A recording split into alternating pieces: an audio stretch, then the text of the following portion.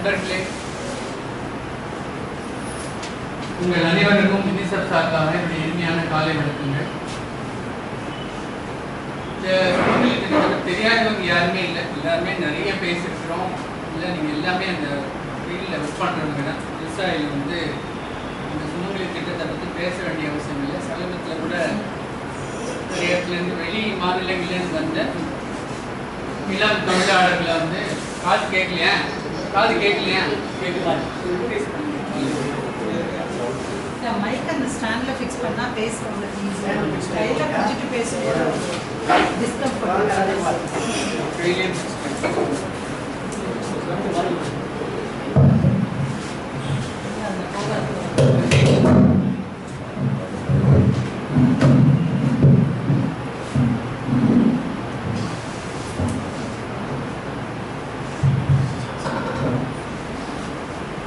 கேக்குதா?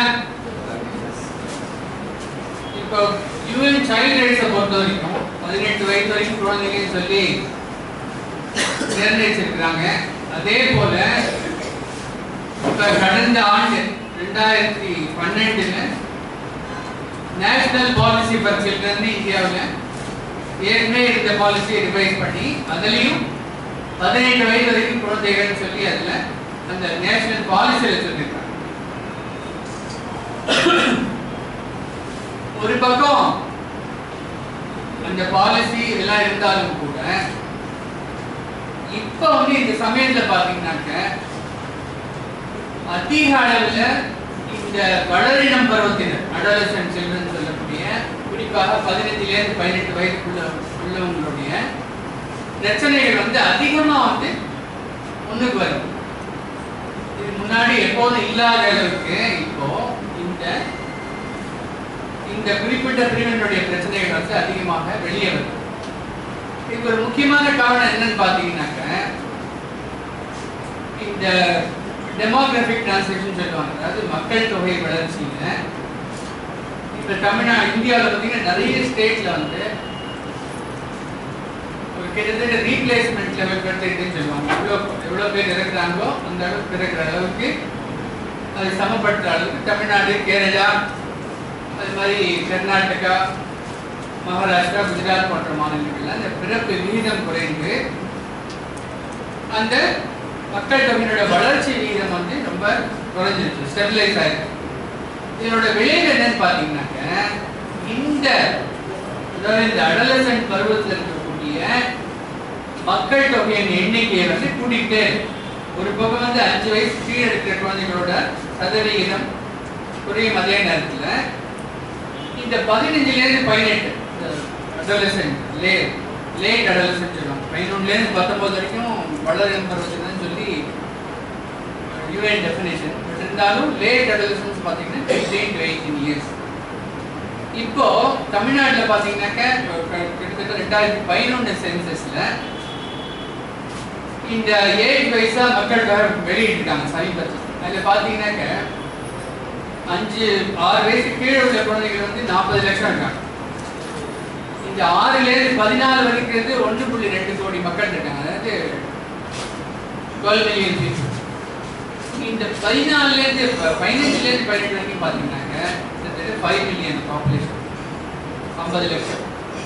இப்போ இது வந்து ஒரு பக்கம் கீழே 6லேருந்து 6 வயது குறைவான எண்ணிக்கை குறையிற அதே நேரத்தில் இப்போ இந்த நடுவில் 6 to 14 இருக்கவங்கள அதிகமாக அடுத்த ஸ்டேஜுக்கு போனோம்னாக்க இன்னும் கொஞ்ச நாளில் இந்த வளரினம் பருவத்தினுடைய மக்கள் தொகை வந்து அதிகமாக இருக்கும். பாப்புலேஷனில் பார்த்தீங்கன்னாக்க வயசானவங்களாம் குறையிறாங்க. பட் இந்த நடுவில் இருக்கக்கூடிய மக்கள் தொகையினுடைய எண்ணிக்கை அதிகமாக இருக்கும்.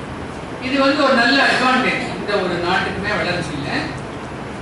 இளம் இந்தியாவோட பெருமையை என்னச்சுன்னா இந்தியா வந்து யங் பாப்புலேஷன் சொல்லுவோம். இந்தியாவில் வந்து மற்ற நாடுகளெல்லாம் கம்பேர் பண்ணும்போது கேரளாவோட பார்த்தீங்கன்னா ஃபர்ஸ்ட் ஜெராட்டி ஸ்டேட். வயதானவர்களுடைய எண்ணிக்கை வந்து 10% மேலே போயிடுச்சு, 60 வயசு மேலே இருக்கும். தமிழ்நாடு போன்ற மாநிலங்கள்லாம் இந்த யங் பாப்புலேஷன் ஒரு நல்ல அட்வான்டேஜ். அந்த adolescent is an opportunity, age of opportunity UNICEF போன வருஷம் அந்த யூனிசெஃப்னுடைய ஆண்டு அறிக்கை ஸ்டேட் ஆஃப் வேர்ல்ட் சில்ட்ரன்ல இந்த அடலசன்ட் குழந்தைகளுடைய நிலைமையை பார்த்தீங்கன்னா வந்து அது ஸ்பெஷல் ரிப்போர்ட். இப்போ அதில் பார்த்தீங்கன்னாக்க ஒரு நாடு முன்னேறுவதற்கு, ஒரு நாட்டில் நல்ல வளர்ச்சி இருப்பதற்கு இந்த அடலசென்ட் சில்ட்ரனுக்கு என்ன மாதிரி வாய்ப்புகள், என்ன மாதிரி ஆப்பர்ச்சுனிட்டிஸ் இருக்கு, வசதிகள் இருக்கோ அதை பொறுத்து தான் எதிர்கால வளர்ச்சி என்பது அமையும். இது ஒரு பக்கம். இன்னொரு பக்கம் பார்த்தீங்கன்னா டெக்னாலஜி டெவலப்மெண்ட். சென்னையில் பெரிய பெரிய கட்டடங்கள், பிரிட்ஜஸ், மெட்ரோ ரயில் எல்லாம் கட்டுறாங்க. என்ன பண்ணுறாங்க, எங்கெங்கெல்லாமோ பெரிய பெரிய ப்ரீ ஃபேப்ரிகேட்டட் பிளாக்ஸ் கொண்டு வந்து கிடுகிடுன்னு கட்டுறாங்க அந்த இதெல்லாம். ஆனால் அங்கே வேலை செய்யக்கூடிய தொழிலாளர்களை பார்த்தீங்கன்னாக்க மைக்ரண்ட் ஒர்க்கர்ஸோ இருந்தாலும் சரி, உள்ளூர் தொழிலாளர்களாக இருந்தாலும் சரி, பார்த்தா அவங்களோட வேலை நிலைமை ஒத்துழைமையோட மோசமாக இருக்கும். ஒரு பக்கம் டெக்னாலஜிக்கல் டெவலப்மெண்ட் கண்கூடாக தெரிகிறதுனால, இன்னொரு பக்கம் பார்த்தீங்கன்னாக்க இந்த லேபர் தொழிலாளர்களோட நிலைமையை பொறுத்த வரைக்கும் பார்த்தீங்கன்னாக்க பின்னாடி போயிட்டு டெக்னாலஜி வளரோடு தொழிலாளருக்கு வசதி கிடைக்கணும், தொழிலாளருக்கு நிறைய வருமானம் வரணும், அதுக்கேற்ற சட்டங்கள் இருக்கணும், தொழிலாளர்களை பாதுகாக்கணும். இதெல்லாம் மாதிரி ஏற்கனவே இருந்த தொழிலாளர் பாதுகாப்பு சட்டங்கள் எல்லாம் கூட பின்னுக்கு தள்ளப்பட்டு இன்னைக்கு பேசும்போது சொன்னார் பிரைவேடைசேஷன் எந்த அளவுக்கு வளர்ந்துட்டு இருக்கு இந்த நாட்டில் சொல்லி அது மாதிரி பார்த்தீங்கன்னாக்க ஒரு பக்கம் நல்ல வளர்ச்சி இருந்தாலும் இன்னொரு பக்கம் தொழிலாளர்களோட நிலை மோசமாயிட்டு ஏற்கனவே இந்த சட்டங்கள் எல்லாம் கூட இன்னைக்கு தொழிலாளர் நல சட்டங்கள்லாம் நடைமுறையில் இல்லை. குறிப்பாக சொல்ல போனால் இந்த டெக்ஸ்டைல் இண்டஸ்ட்ரி ஒரு நல்ல உதாரணம். ஏற்கனவே நிறைய கூட்டத்தில் நான் சொல்லியிருக்கேன். முதல்ல இந்தியாவில் தொழிற்சங்க இயக்கங்கள் வளர்ந்தது, தொழிலாளர்களோட உரிமைகளுக்காக போராடுறதுலாம் எங்கே அது வந்துச்சுன்னா இந்த டெக்ஸ்டைல் இண்டஸ்ட்ரியிலேருந்து தான்.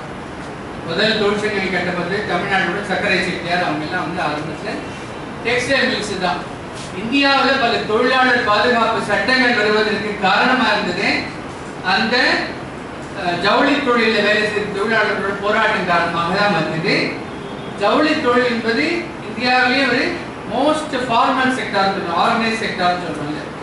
இந்தியாவிலேயே வந்து முதலாக ஒரு ஆர்கனைஸ்ட் ஒர்க்கர்ஸ், ஆர்கனைஸ்ட் தொழிற்சாலையாக இருந்தது ஜவுளி தொழில் தான். இந்தியா முழுவதும் அதான். அதில் வேலை செய்கிறவங்களுக்கு ஒரு நல்ல கௌரவம் இருந்தது, ஒரு நல்ல அந்தஸ்து இருந்தது. அவங்களோட பல போராட்டங்கள் காரணமாக அவங்களுக்கு நிறைய சமூக பாதுகாப்பு, சோசியல் ப்ரொடெக்ஷன் லாஸ் வந்தது. தொழிலாளர்களுடைய படிப்படியான முன்னேற்றத்திற்கான சட்டங்கள்லாம் இருந்தது. இப்போ 90களில் பார்த்தீங்கன்னாக்க இந்த டெக்ஸ்டைலோடைய இது பின்னுக்கு தள்ளப்படும். இந்த 90களில் பார்த்தீங்கன்னா நிறைய நேஷனல் டெக்ஸ்டைல் கார்பரேஷன்லாம் மூடினாங்க. நிறைய பொதுத்துறையில் நிறைய நேஷனல் டெக்ஸ்டைல் கார்பரேஷன் வந்து அதெல்லாம் மூடப்பட்டு இப்போ அந்த தொழிலே சின்னாபின்னமாகி முன்னாடி வந்து காம்போசிட் மில் சொன்னாங்க, பிஎன்சி மில்னு ஒன்று இருக்கு, மில்ல அந்த ரியல் எஸ்டேட் போட்டு விற்கிறாங்க. அந்த பிஎன்சி வந்து காம்போசிட் மில்னா பஞ்சு உள்ளே போச்சுன்னா அது ஜின்னி, அந்த பஞ்சுலேருந்து கொட்டை எடுக்கிறது, ஸ்பின்னிங்கு, வீவிங்கு, துணி எல்லாம் நெய்து வெளியே வர வரைக்கும் காம்போசிட் மில்ல இருக்குது. தொழிலாளர்களுக்கும் ஒரு நியாயமான வேலை நிலைமைகள் இருந்தது, சட்ட பாதுகாப்பு இருந்தது. இப்போ அந்த மில்லெல்லாம் உடஞ்சி போய் கிட்டத்தட்ட நீங்கள் 2000 புள்ளி விவரங்களை பார்த்தீங்கன்னாக்க இந்த நாட்டில் உற்பத்தி ஆகக்கூடிய ஜவுளி மொத்தத்தில் கிட்டத்தட்ட 80% துணி நெய்வு என்பது டீசென்ட்ரலைஸ் பவர் லூம்ஸ்லேருந்து வருது. பள்ளிப்பாளையம், குமாரபாளையம் அங்கெல்லாம் போனீங்கன்னாக்க இந்த சுமங்கலி திட்டம் வந்து இந்த நூற்பாளையங்களில் மட்டும் இல்லை, அந்த பள்ளிப்பாளையம், குமாரபாளையத்தில் வேலை செய்யக்கூடிய விசைத்தறி தொழிலாளர்கள் எல்லாமே பார்த்தீங்கன்னாக்க சுதந்திரமான தொழிலாளர்கள் அல்ல. இப்போ பெரிய பெரிய தொழிற்சாலைகள்லேருந்து இதெல்லாம் உடஞ்சி சின்னாபின்னமாகி 80% உற்பத்தி இந்தியாவில் இந்த டீசென்ட்ரலைஸ் பவர் லூம்ஸ்லேருந்து தான் வருது. இன்னொரு பக்கம் காம்போசிட் மில்லுக்குள்ள இந்த ஸ்பின்னிங் எல்லாம் உடஞ்சி போய் புது ஸ்பின்னிங் மில்ஸ் வர ஆரம்பிச்சு இது எதையுமே வந்து ஜவுளி தொழில் பார்த்தீங்கன்னா அந்த ஆர்கனைஸ் செக்டர், ஆனால் உள்ள ஒர்க்கர்ஸோட நிலைமை என்னன்னு பார்த்தாக்க அதெல்லாம் வந்து ரொம்ப இன்ஃபார்மலாக தள்ளப்படும். இதற்கு சட்ட பாதுகாப்பு என்பது மிகவும் குறைவாக இருக்கிறதுக்கு முக்கியமான காரணம் சொன்னாங்க சட்டத்திற்கு புறம்பான அவங்கள வேலைக்கு சேர்க்கிறது நிறைய. இப்போ ஒரு காலத்தில் வந்து இந்த கோயம்புத்தூர்ல வந்து பெண் தொழிலாளர்கள் நிறைய இருப்பாங்க. டெக்ஸ்டைல் மில்லாம் பெண் தொழிலாளர் இருப்பாங்க. அவங்களுக்கெல்லாம் கல்யாணம் பண்ணுறது ரொம்ப ஈஸி. பெண் தொழிலாளர் தான் அவங்களுக்கு ரொம்ப கௌரவம், அந்தஸ்து எல்லாம் போட்டி போட்டு அந்த பெண் கேட்டு வருவாங்க. இப்போ இந்த சுமங்கலி திட்டத்துக்கு போயிட்டு வந்தவங்களுக்கு நிறைய பேர் கல்யாணம் ஆக மாட்டாங்க. இப்போ நம்ம பார்க்க வேண்டிய முக்கியமான விஷயங்கள் என்னன்னு சொல்லி பார்த்தீங்கன்னாக்க இந்த பாண்டட் லேபர் ஏற்கனவே நாமக்கல்ல எல்லாம் பேப்பர்ல படிச்சிருப்பீங்க. நாமக்கல்ல சத்தீஸ்கர்ல இருந்து கொண்டு வந்து தொழிலாளர்களை, இளம் தொழிலாளர்களை 13 வயசுல இருந்து 18 வயசு வரைக்கும் வேலைக்கு வைக்கிறாங்க. ஒரு சினிமா, அந்த ஒரு டிவி ஆட்ல ஒன்று வரும். ஒரு காய்கறி வாங்க போவாங்க, இன்னும் கொஞ்சம் தூரம் போனால் சீப்பாக இருக்குன்னு சொல்லி இன்னும் கொஞ்சம் தள்ளி போவாங்க. அந்த ஸ்கூட்டரில் அப்படி போயிட்டே இருப்பாங்க 2 பேர் சேர்ந்து. எங்கே போய் சீப்பாக இருக்கோ அங்கே வாங்கலாம்னு சொல்லி. அது மாதிரி ஏற்கனவே ரொம்ப அடிமாட்டு விலைக்கு தான் தொழிலாளர்கள் வேலைக்கு வைக்கிறாங்க. இதுவும் பத்தாதுன்னு இன்னும் எப்படி தொழிலாளர்களை இன்னும் குறைஞ்ச விலைக்கு வாங்க முடியும்னு சொல்லி எங்கே வந்து ரொம்ப நாட்டில் பின்தங்கிய பகுதிகள் இருக்கோ, எங்கே இந்த வேலை வாய்ப்பு கூட இல்லாத பகுதிகள் இருக்கோ அந்த பகுதிகளில் போய் இந்த சட்டத்தில் வரவங்களாம் முக்கால்வாசி ட்ரைபல் மலைவாழ் மக்கள் இந்த மாதிரி கொண்டு வரதுக்காக இவங்க போறாங்க. இதுல என்ன சட்ட பாதுகாப்பு இருக்கு? மைக்ரண்ட் ஒர்க்கர்ஸ் நிறைய வராங்க. ஏற்கனவே அந்த மைக்ரண்ட் பத்தி நம்ம நிறைய பேசிருக்கோம். லட்சக்கணக்கான தொழிலாளர்கள் தமிழ்நாடு போன்ற வளர்ச்சி அடைந்த மாநிலங்களுக்கு வராங்க. பெரியவர்களாக இருந்தாலும் சரி, குழந்தைகளாக இருந்தாலும் சரி, செங்கல் சூளையில, இந்த கன்ஸ்ட்ரக்ஷன்ல போன்ற பல்வேறு தொழில்கள் நீங்க தமிழ்நாடு முழுக்க எல்லா சிட்டிலையும் போனாக்க நீங்க ஒரிசா, பீகார், சத்தீஸ்கர்ல வரக்கூடிய தொழிலாளர்கள் எல்லா இடத்துலையும் பார்க்கலாம். திருப்பூர்ல கிட்டத்தட்ட 40% தொழிலாளர்கள் வந்து வெளி மாநிலங்கள்ல வருவாங்க. ஏன் கொண்டு வராங்க வெளியில இருந்துச்சுன்னா, உள்ள இருக்கிறவங்கள ஏற்கனவே வந்து தொழிற்சங்கங்கள் மூலமாக தொழிலாளர்களுக்கு பாதுகாப்பு கிடைக்கிறதுன்னு அந்த தொழிற்சங்கங்கள் உடைஞ்சு போற அளவுக்கு இந்த தொழிலே டீசென்ட்ரலைஸ் ஆயிடுச்சு. பவர் லூம்ஸ்லயும் அந்த ஸ்பின்னிங் மிஷின் தனித்தனியா போயிடுச்சு. அதுவும் இல்லாமல் இதை விட இன்னும் சீப்பா தொழிலாளர்கள் பெறுவதற்கு வெளி மாநிலங்கள்ல இருந்து ஆட்களை கொண்டு வரது இந்த ட்ரெண்ட் இந்த கடந்த 10 ஆண்டுகள்ல பயங்கர வளர்ச்சி அடைஞ்சது. இதனுடைய ஒரு வெளிப்பாடு தான் வந்து இது போன்ற சுமங்கலி திட்டம். சுமங்கலே தமிழ்நாடு கலாச்சாரத்தை பார்த்தீங்கன்னா ஒரு நல்ல வார்த்தை, ஒரு கலாச்சாரப்படி நம்மளோட கருத்து எப்படியோ, பட் அந்த சுமங்கலின்னா ஒரு மங்களகரமான வார்த்தைன்னு சொல்றாங்க. ஆனா அதுக்கு பின்னாடி இருக்கக்கூடிய நிலைமைகள் அவங்களுக்கு தெரியும். அது புதுசாக நான் சொல்ல வேண்டிய அவசியம் இல்லை. அது எந்த அளவுக்கு மோசமாக இந்த 50 லட்சம் குழந்தைகள்ல உங்களுக்கு அந்த செகண்டரி எஜுகேஷன் டேட்டா பார்த்தீங்கன்னா ஒரு கிட்டத்தட்ட ஒரு 30 லட்சம் குழந்தைங்க தான் வந்து 25 லட்சம் குழந்தைங்க தான் பள்ளிக்கூடத்தில் இருக்காங்க செகண்டரி எஜுகேஷன். ஒரு 25 லட்சம் பாதிக்கு பாதி இந்த வளர லேட் அடலசன்ஸ்ல பாதி பேருக்கு ஆக்சஸ் டு செகண்டரி எஜுகேஷன் கிடையாது. இந்த 2023 விஷன் தமிழ்நாட்டில் கொடுக்குறாங்க. அதில் கூட என்ன சொல்லியிருக்காங்கன்னா 2023க்குள்ள 50% குழந்தைகளுக்கு ஆக்சஸ் டு செகண்டரி எஜுகேஷன் உத்தரவாதப்படுத்துவோம்னு சொல்லியிருக்காங்க. அது கூட 100% எல்லா குழந்தைகளுக்கும் செகண்டரி எஜுகேஷன் கிடைக்குங்கிறதுக்கு வாய்ப்பு இல்லை. அதுக்கு போதுமான இன்ஸ்டிடியூஷன்ஸ் இல்லை. இந்த 50 லட்சம் குழந்தைகளுக்கும் கல்வி கொடுப்பதற்கு அதுக்கு போதுமான இன்ஸ்டிடியூஷன்ஸும் இன்னும் 2வது தனியார் மயமாக்கிறதுனால நிறைய பிரைவேட் செக்டர் இருக்கிறதுனால நிறைய பேருக்கு அது போய் சேருவதற்கான பொருளாதார வசதி இல்லாத காரணமாக இப்படி இருக்கும்போது உங்களோட நிலைமை என்ன? இதெல்லாம் பார்த்தீங்கன்னா ஏதோ ஒன்று வேலை செய்யும் பொழுது இந்த மாதிரி ஸ்பின்னிங் மில்லில் எங்கெல்லாம் வாய்ப்பு கிடைக்கிறதோ, இந்த அங்காடி தெரு படம் கூட பார்த்தோம். மார்க்கெட்டில் பெரிய காம்ப்ளெக்ஸ், பெரிய ஸ்டோர் எல்லாம் பார்த்தீங்கன்னாக்கா எல்லாமே அது ஒரு வகையான சுமங்கலி திட்டம் தான். அது ஒரு வகையான பாண்டட் லேபர் சிஸ்டம் தான்.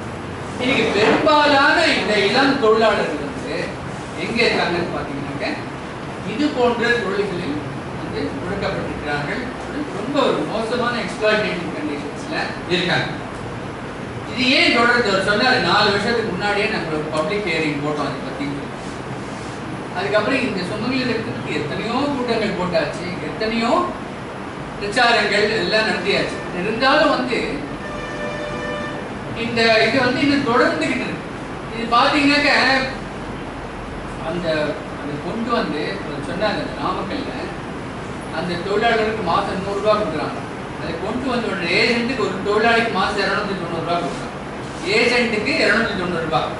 12 மணி நேரம் வேலை செய்கிற தொழிலாளிக்கு வெறும் 3 ரூபாய் தான். அதை கூட நிறைய பேருக்கு அந்த 3 வருஷம் கழிச்சு அந்த லம்சம் கொடுப்பாங்க. அவங்க வாங்காமல் போறமே நிறைய பேர் வருத்தப்பட்டாங்க. இன்னொரு கூட சொல்லியிருக்காங்க. அந்த மாதிரி ஒரு மோசமான நிலைமையில் இருக்கிற தொழிலாளருக்கு என்ன பாதுகாப்பு? சட்ட ரீதியாக என்ன பாதுகாப்பு இருக்கு? இல்லை மற்ற நம்ம இவ்வளோ எஃபர்ட்ஸ் எடுத்து பண்ணுறோமே, இந்த மாதிரி வெளியிலேருந்து தொழிலாளர்கள் கொண்டு வரதையோ இல்லை அவர்கள் இந்த மாதிரி மோசமான வேலை கேட்கிறதோ தடுப்பதற்கு நம்மால் என்ன செய்ய முடியவில்லை? ஏன் செய்ய முடியவில்லை? சட்டத்தில் என்ன குறைகள் இருக்கு? அந்த சட்டத்தை எப்படி நம்ம இன்னைக்கு வந்து நீங்க பார்த்தீங்கன்னா இந்த டெமோகிராஃபிக் டிரான்சிஷனில் செகண்டரி எஜுகேஷனுக்கும் போக முடியாமல் வேறு நல்ல ஒரு வளர்ச்சிக்கான ஒரு ஸ்கில் டெவலப்மெண்ட்டுக்கான வாய்ப்புகளும் இல்லாமல் இந்த தொழிலாளர்கள் இந்த இளம் தொழிலாளர்கள் நிராதரவாக இருக்கும்போது அவர்களை இந்த மாதிரி மோசமான சுரண்டல் உள்ள தொழில்களில் ஈடுபடுவதற்கு நிறைய அவசியம். இப்ப இதை மாத்தணும்னு சொன்னாக்க இந்த குழந்தைகளுக்கு சட்ட ரீதியான பாதுகாப்பு இருக்கணும். இப்ப என்ன சட்டங்கள் இருக்குன்னு பாத்தீங்கன்னாக்க இந்த ரைட் டு எஜுகேஷன் ஆக்ட் ஒன்று இருக்கு. 14 வயது வரைக்கும் குழந்தைகளுக்கு கட்டாய கல்வி அடிப்படை உரிமைன்னு சொல்லியிருக்கோம். அப்புறம் சைல்ட் லேபர் ப்ரொஹிபிஷன் ஆக்ட் ஒன்று இருக்கு. அதுல பாத்தீங்கன்னா இதுவரைக்கும் 14 வயது வரைக்கும் உள்ள குழந்தைகளுக்கு அது கூட சில குறிப்பிட்ட தொழில்களில் அவங்க வேலை செய்யக்கூடாதுதான் இருக்கு இது வரைக்கும். அது அதுக்கு ஒரு அமெண்ட்மெண்ட் கொண்டு வராங்க. அதில் என்ன சொல்றாங்கன்னாக்க என்ன ரைட் எஜுகேஷன் ஆக்ட் வந்துருச்சு. 14 வயது வரைக்கும் எல்லா குழந்தைகளும் கண்டிப்பாக பள்ளி கொடுத்து இருக்கணும். அது அவங்களோட அடிப்படை உரிமைன்னு சொல்லி சட்டம் வந்துருச்சு. அதனால இந்த சைல்ட் லேபர் ப்ரொஹிபிஷன் ஆக்டை இப்போ அமெண்ட் பண்றாங்க. அதாவது 14 வயது வரை எந்த தொழில்களையும் குழந்தைங்க வேலை செய்யக்கூடாது. அதுல ஒரு அடலசென்ட் ஒர்க்கர்னு ஒரு கேட்டகரியை அந்த அமெண்ட்மெண்ட்ல இன்க்ளூட் பண்ணிருக்காங்க. அதுல என்ன சொல்றாங்கன்னு சொன்னா 15 இருந்து 17 வயது வரைக்கும் உள்ள குழந்தைகள் ஆபத்து தரக்கூடிய தொழில்களில் வேலை செய்யக்கூடாது. அப்படின்னு சரியா டிஃபைன் பண்ணார். ஏற்கனவே இந்த குழந்தை தொழிலாளர்கள் பாதுகாப்பு சட்டத்துல என்ன இருக்குதுன்னு சொன்னா அவங்க ஒரு லிஸ்ட் போட்டிருந்தாங்க. இந்த தொழில்களில் இந்த ப்ராசஸ்ல குழந்தைங்க வேலை செய்யக்கூடாது. ஏன்னா அது அவங்க உடல் நலத்திற்கு ஆபத்துங்கிற அடிப்படையில் தான். இந்த குழந்தைங்களோட வளர்ச்சி பாதிக்கும், குழந்தைங்களுக்கு கல்வி கிடைக்காது, குழந்தைங்களோட ரைட்ஸ் வந்து போய் சேராதுங்கிற அந்த அடிப்படையில் இருந்து குழந்தைகளோட உடல் நலம் பாதிப்பு மட்டும் நடந்துருக்கு. அதுல இருந்து இப்ப இந்த சட்டத்தோட அமெண்ட்மெண்ட் வந்து கேபினெட் அப்ரூவல் ஆயிருக்காங்கன்னா இது வரைக்கும் வந்து வரல, வெளியே வரல. சட்டம் வந்து நடைமுறைக்கு நோட்டிஃபை பண்ணல. இன்னொரு பக்கம் பாத்தீங்கன்னாக்க இந்த ஜேஜே ஆக்ட் வந்து ஜுவெனல் ஜஸ்டிஸ் ஆக்ட். அந்த ஜுவெனல் ஜஸ்டிஸ் ஆக்ட்ல குழந்தைகள் தான் 18 வயது வரைக்கும் சொல்லியிருக்காங்க. அந்த ஜேஜே ஆக்ட் பாத்தீங்கன்னாக்க இவங்க போய் ஒரு தொழிற்சாலையிலயோ அதுலயோ போய் உங்களால போய் இன்ஸ்பெக்ட் பண்ணி இந்த மாதிரி மோசமான நிலையில இருக்காங்கன்னு சொல்லி கண்டுபிடிக்க முடியாது. பாத்தீங்கன்னா தமிழ்நாட்டுல நிறைய இடங்கள்ல டொமஸ்டிக் ஒர்க்கர்ஸ் 15 இருந்து 18 வரைக்கும் 8வது படிக்கிறாங்க. அதுக்கப்புறம் ஒன்றும் போறதுக்கு வழி இல்லை. இந்த விழுப்புரம் மாவட்டத்தில் கேரளாவுக்கு வேலை கொடுத்து நிறைய பெண் குழந்தைகளை வாங்கிக்கிறாங்க வீட்டு வேலை செய்வதற்கு. ஒரு ஜேர்னலிஸ்ட் கூட போய் ஒரு ப்ராஸ்பெக்டிவ் பையர் மாதிரி போய் ஒரு குழந்தைய விலை வாங்கினாங்க 5000 ரூபாய்க்கு. ஒரு பெண்ணை 5000 ரூபாய்க்கு விலை வாங்கினாங்க. அவங்க அந்த ரிப்போர்ட் பண்றதுக்காக டெக்கான் கிரானிக்கல் ரிப்போர்ட் போய் அந்த பெண்ணை 5000 ரூபாய்க்கு வாங்கினாங்க. கேட்ட ஈஸியா வந்து நாங்க வாங்கி தரோம்னு சொல்லி அதுக்கும் புரோக்கர்ஸ் அதுக்கும் ஏஜென்சி அவங்க கூட போய் வாங்கி கொடுத்துருக்காங்க. அந்த மாதிரி ஒரு ரொம்ப வல்னரபிள் சிச்சுவேஷன்ல இந்த செக்ஷன் ஆஃப் பாப்புலேஷன் இருக்காங்க. இது பாண்டட் லேபர் பார்த்துருவோம். இது வரைக்கும் இந்தியாவில் 1976 இந்த பாண்டட் லேபர் சட்டம் இருக்கு. இதுல பெரும்பகுதி பாத்தீங்கன்னாக்க ஆண் வந்து முதல்ல இருப்பாரு. அவங்க சுத்தி குடும்பமே சில இடத்துல கூட்டாளிமையா இருக்கிறதுனால கொத்தடிமை சொன்னாங்க இது பண்ணுவாங்க. இப்ப பெண்களே தனிப்பட்ட முறையில கொத்தடிமைகளாக வேலைக்கு சேர்க்கப்படுவது புது ட்ரெண்ட். முன்னாடி பெண்கள் வந்து ஆண்களோட சேர்ந்து வேலை செய்வாங்க. ஆண் தான் கொத்தடிமையா போய் வேலை செய்வாரு. அவர் கூட சேர்ந்து அந்த குடும்பம் முழுக்க வேலை செய்வோம். ஆனா இப்போ பெண்களையே தனிப்பட்ட முறையில இந்த மாதிரி கொத்தடிமைகளாக கொண்டு வேலை செய்யறது நாமக்கல்ல நம்ம பார்க்குற கேஸ் தான். ஈரோடுல இருந்து ஒரு கேஸ் வந்துருக்கு. ஐசிஐல இருந்து வந்திருக்காங்க. அவர்களை மீட்பதற்கு நிறைய எஃபர்ட்ஸ் எடுத்தாங்க. இப்போ அந்த மாதிரி பார்த்தீங்கன்னாக்க இப்போ இந்த 14 இருந்து 18 வயசுக்கு உள்ள குழந்தைங்க இப்போ நிறைய ஃபேக்டரிஸ் ஆக்ட் அது இதெல்லாம் பார்த்தீங்கன்னா 18 வயசுக்கு மேலே தான். மைன்ஸ்ல அதெல்லாம் 18 வயசுக்கு நுழையவே கூடாது, அதெல்லாம் கட்டாது. இந்த 15 இருந்து 18 வயசு வரைக்கும் they fall in the cracks. அவங்களுக்கு பாதுகாப்பாக எந்த சட்டமும் இல்லை. இப்போ இந்த சுமங்கலியை பற்றி நிறைய கேஸ் எல்லாம் வந்துருக்கு. கேஸ் எல்லாம் போட்டாங்க. ஒரு பெரிய லீகல் பேட்டில் எல்லாம் நடந்து முடிஞ்சு என்ன ஆச்சுன்னு சொன்னா இவங்க எல்லாம் நாங்கள் கேஷுவல் லேபர் வச்சுக்கணும்னு சொல்லி அந்த இதையே மாற்றிட்டாங்க. அப்புறம் ரெண்டாவது இன்னொரு முக்கியமான விஷயம் என்ன இல்லை தெளிவாக இல்லைன்னு சொன்னா அப்பரண்டிஸ்ன்னு சொல்றாங்க. இந்த சுமங்கலி திட்டத்தில் வரவங்கெல்லாம் அப்பரண்டிஸ்னா என்ன? ஒரு ஸ்கில்லை கத்துக்கிறதுக்காக நம்ம ஒரு இடத்துல போய் வேலை செய்யணும். ஸ்கில்லை கத்துக்கிட்டாங்க. முன்னாடிலாம் பார்த்தீங்கன்னா பெரிய பெரிய தொழிற்சாலையில அப்பரண்டிஸ்ன்னு சேர்ப்பாங்க. அவங்க சேர்ந்து அந்த தொழிலை கற்று முடிச்சுட்டாங்க. அப்புறம் டெம்பரரி அப்பாயின்மெண்ட் கொடுப்பாங்க. அதுக்கப்புறம் கொஞ்ச நாள் பார்த்துட்டு ப்ரிப்பரேஷன் கழிச்சு பர்மனெண்ட் ஆக்குவாங்க. அப்புறம் மேல மேல படிப்படியா அவங்களுக்கு மேல போவதற்கான வாய்ப்புகள் இருந்தது. ஆனா இவங்க அப்பரண்டிஸ் சொல்றது அப்பரண்டிஸோட சரி, அந்த அப்பரண்டிஸ் கூட கிடையாது. 3 வருஷம் வேலை செய்ய, 4 வருஷம் வேலை செய்ய, அதுக்கப்புறம் உனக்கு லம்சம் அமௌண்ட் தரேன். பாண்டட் லெவல்ல முன்னாடி காசை வாங்கிட்டு வேலை செய்யலாம். இதுல பாத்தீங்கன்னா வேலை செஞ்சுட்டு பின்னாடி வர காசுக்காக வேலை செய்யணும். மாடர்ன் லேபர் மோசமான ஒரு சிஸ்டம். அப்படி வரும்போது 4-5 வருஷம் முடிஞ்சு அவங்க போயிட வேண்டியதான் வீட்டுக்கு. அதுக்கப்புறம் அந்த சக்கை சாலை கரும்புல ஜூஸ் போடுறாங்கல்ல, இது கூட சக்கை வெளியில் வரும். அந்த சக்கையை எடுத்து திருப்பி ஜூஸ் போட முடியுமா? போட முடியாது. இப்போ அவங்க ஜூஸ் எல்லாம் கசைக்கு எடுத்த பிறகு அவங்கள இன்வாலிட்ஸ் ஆகி கொண்டு போய் விட்டுறாங்க. அந்த ஆக்குபேஷன் ஹெல்த் சுமங்கலியில் வேலை செய்து வரவங்களோட அவங்க வரக்கூடிய உடல்நிலை பாதிப்புகள் வந்து நிறைய இடத்துல சொல்லியிருக்காங்க. ரீப்ரொடக்டிவ் ஹெல்த் இஷ்யூஸ், அந்த மாதிரி நிறைய மென்டல் ஹெல்த், அவங்களுடைய மென்டல் ஹெல்த் வந்து எந்த அளவுக்கு பாதிக்கப்படுகிறது.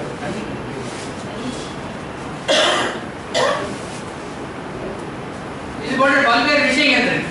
இப்ப இந்த சட்டங்கள் எல்லாம் பாத்தீங்கன்னா அப்ரெண்டிஸ் ஆக்ட்லயும் சரி, என்ன ஸ்கில் அவங்க செய்யறது ஸ்கில் ஒர்க்கா இல்லையா அந்த டெஃபினேஷன் கிடையாது. அவங்க செய்யற ஸ்கில், அவங்க ஒரு ஸ்கில்ல கத்துக்கிறாங்களா இல்லையா அது ஒண்ணும் கிடையாது.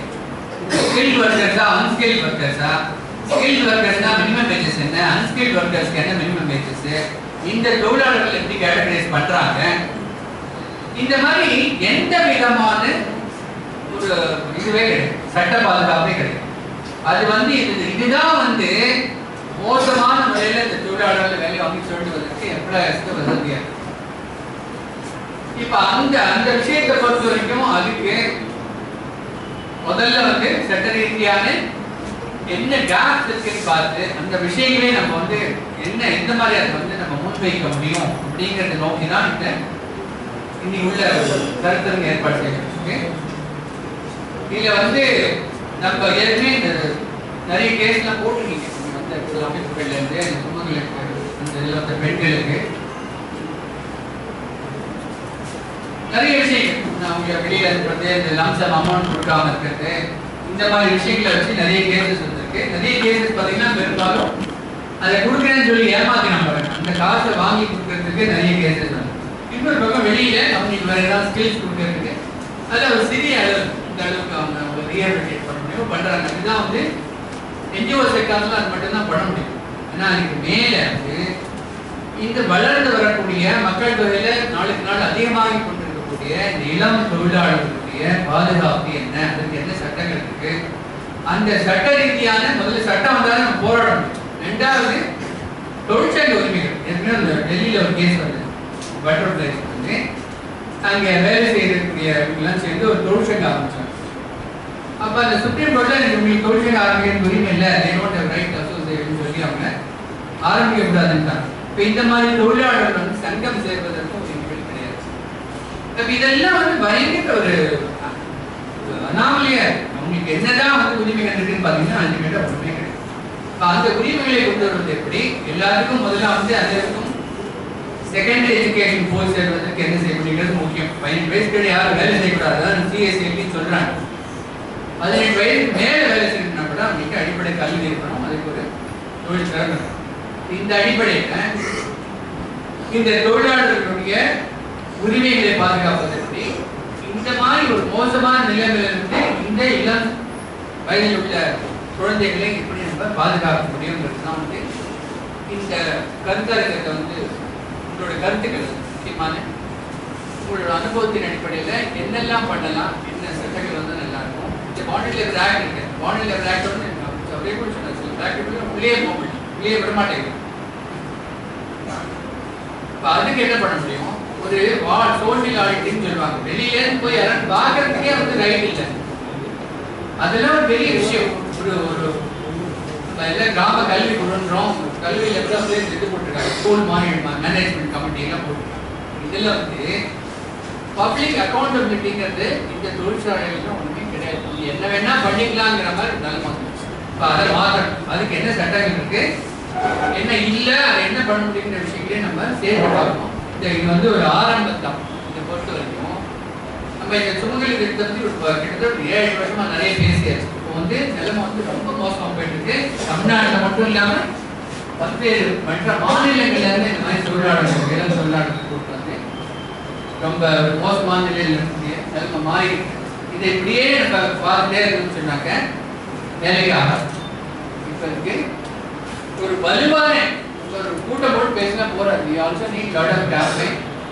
ஒரு வலுவான இந்த பாதுகாப்புக்கு என்னெல்லாம் செய்யணும், சட்ட ரீதியாக சட்டம் அல்லாத வழிகள்லையும் நிறைய விஷயங்கள் இருக்கு. செகண்டரி எஜுகேஷன் இதெல்லாம் எப்படி செய்ய முடியும்னு சொல்லி நம்ம ஒரு செயல் திட்டம் போடணும். சட்ட ரீதியாகவும் என்ன கேப்ஸ் இருக்கு, அதை எப்படி நம்ம புதிய சட்டங்களை கொண்டு வரோம், இருக்கிற சட்டங்களை அமல்படுத்துவோம், என்னென்ன செய்யணும் சேர்த்து பேசணும். அந்த வகையில் இந்த கூட்டம் உண்மையிலேயே ஒரு நல்ல இந்த தமிழ்நாட்டிலையும் மற்ற வெளி மாநிலத்தில் வரக்கூடிய இளம் தொழிலாளருடைய எதிர்காலத்திற்கு ஒரு நல்ல முதற்படியாக இருக்கும் என்று கூறி இந்த வாய்ப்புக்கு நன்றி கூறி விடைபெறுகிறேன். வணக்கம், நன்றி.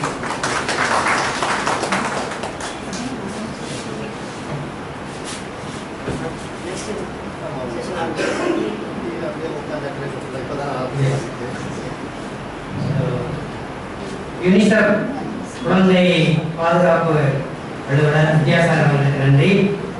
அவங்க நம்முடைய ஞாபகத்துக்கும் நம்ம இதே பணிகளில் செஞ்சுட்டு இருந்தாங்க. சில முக்கியமாக பார்க்க வேண்டிய அம்சங்கள் அப்படின்னு சொல்லி சில ஸ்னாப்ஸ் கொடுத்துருக்காங்க, ஹைலைட்ஸ். அது சிலதை மட்டும் 1-2 மட்டும் நான் மறுபடியும் அதை சொல்லணும். ஏன்னா இப்போ யுஎன்சிஆர்சி ஐநா குழந்தை உரிமை உடன்படிக்கை சொன்ன அந்த 18 வயசை ஒத்துக்கொண்டு ஏற்றுக்கொண்டு நம்முடைய தேசிய அளவிலான குழந்தைகளுக்கான கொள்கை போன வருஷம் வந்துருச்சு. 2012 நாம் இயக்கி விட்டோம், வந்துருச்சு. ஆனாலும் இன்னைக்கு இந்த யங் பாப்புலேஷன் 15 வயதிலிருந்து 18 வயசுக்குரிய 25 லட்சம் குழந்தைகள் எங்கேன்னு தெரியல அப்படின்னு கேட்கிறாங்க. அதில் 50 லட்சம் குழந்தைகள் இருக்காங்க. 50 லட்சம் குழந்தைகள் 25 லட்சம் மட்டும் பள்ளிக்கூடங்கள் இருக்காங்க. மீதி 25 லட்சம் அவங்க எங்க இருக்காங்க அப்படிங்கிறதே தெரியல அப்படிங்கிற விஷயத்தையும் பார்க்க வேண்டியது இருக்கு. அப்புறம் இந்த இப்ப இருக்கக்கூடிய இந்த வளர்கிற பருவம், அது இந்த கடைநிலை வளர்கிற பருவம், அந்த 15 to 18 வயசுல இருக்கிறவங்க அவங்களுக்கு இன்னைக்கு இருக்கக்கூடிய வாய்ப்பு வச்சுதான் அவங்க எதிர்காலம் வளர்ச்சிங்கிறது கண்டிப்பா இருக்கும். ஆனா அந்த வளர்ச்சியெல்லாம் இன்னைக்கு இந்த 25 லட்சம் குழந்தைகளுக்கு எதுவும் இல்லை, எதிர்காலம் சூனியமா இருக்கு அப்படிங்கிறத நம்ம பார்க்கிறோம்.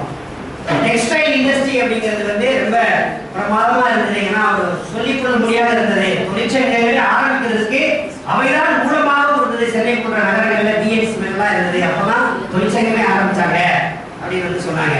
அதே 90களில் இருந்து அப்படி பின்னுக்கு தரப்பட்டு இன்னைக்கு டீசென்ட்ரலைஸ்டு ப்ராசஸ்ல போயிடுச்சு.